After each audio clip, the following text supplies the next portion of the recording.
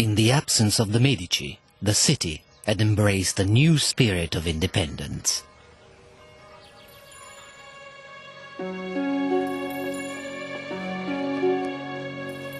Against the wishes of the church, the artists of Florence were venturing into dangerous new ground. They had begun to procure corpses from the city's hospitals for private research. A pioneer of this controversial method was the city's most talked about personality, Leonardo da Vinci. The great master carefully studied the complexity of the human body. No detail was overlooked.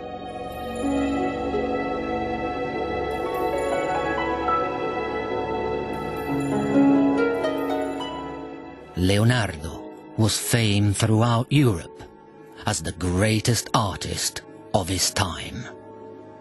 But he knew there was another contender for his title, Michelangelo. And with the city under threat of invasion, the rival artists were brought face to face for an exercise in civic pride.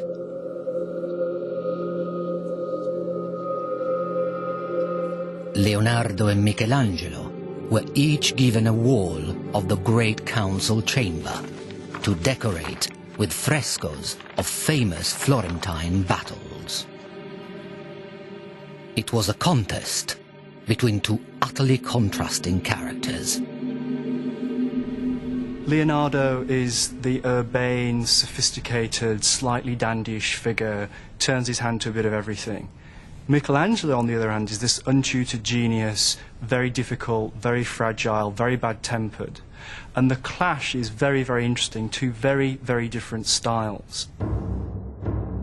Leonardo conceived the Battle of Anghiari as a visceral and heroic action scene. No one had attempted such frenzied violence before.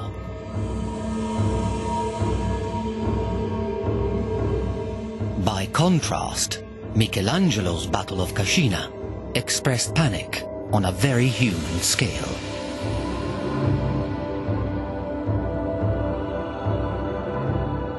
The artist had caught the mood of an apprehensive city.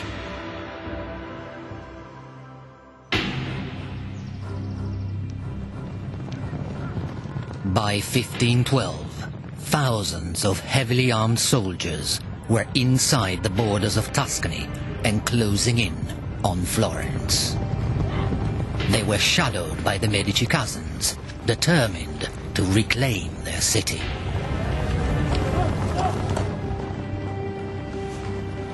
The people of Florence prepared for the onslaught to come.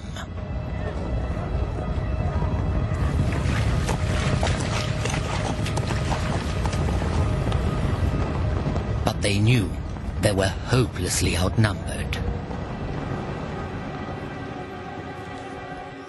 The leaders of the city called on their chief advisor,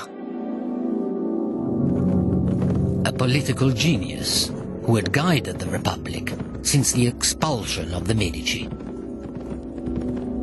His name was Niccolò Machiavelli. Machiavelli was a single-minded patriot determined to defend the city from Medici dictatorship. Now he set to work. Mobilizing thousands of men from towns and villages all across Tuscany, Machiavelli assembled and equipped a national army.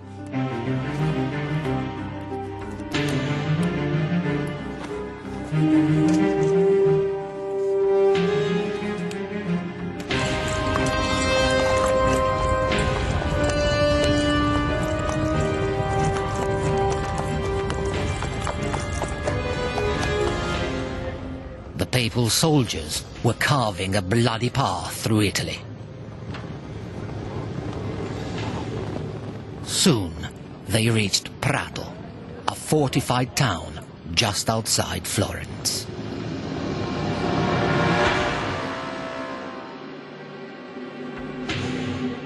Witnesses recorded the devastation perpetrated in the name of the Medici. They broke through the wall and began to race through the town, where there was no longer any resistance, but only cries, violence, blood, and killing. Machiavelli's soldiers stood no chance. The sack of Prato was a bloodbath.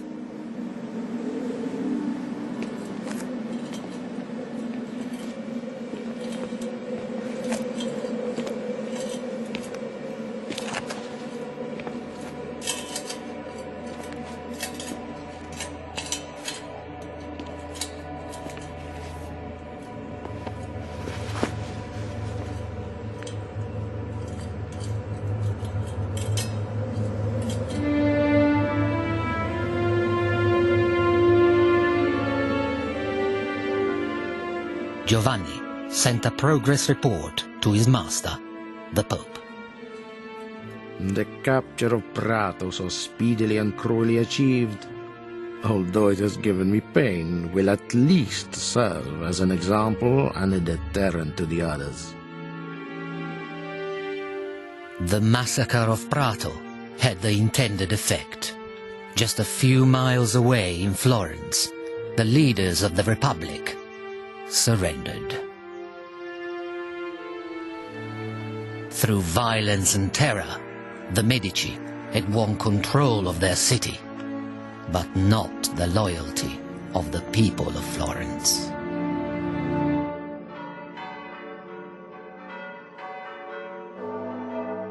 Before long, Giovanni received dramatic news. His mentor and master, Pope Julius II, was dead.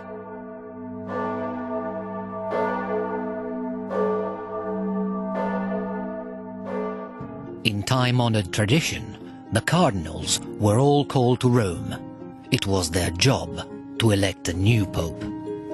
Cardinals would meet in the latrines to plot about who was going to be elected, and I think there is a lot of that on one hand, favors to be exchanged under the table, plotting, networking, but there is also a higher level, a more international level. The Medici were definitely more welcomed as potentially new popes because of their already established international profile. After a whole week of deliberation, the cardinals were still undecided. But the reduction of the daily meal to a single unappetizing dish finally focused their thoughts. And the most senior cardinal, Giovanni, would cast the deciding vote. And it was his privilege to announce the winner. From now on, Cardinal Giovanni de' Medici would be known as Papa Leone X, Pope Leo X.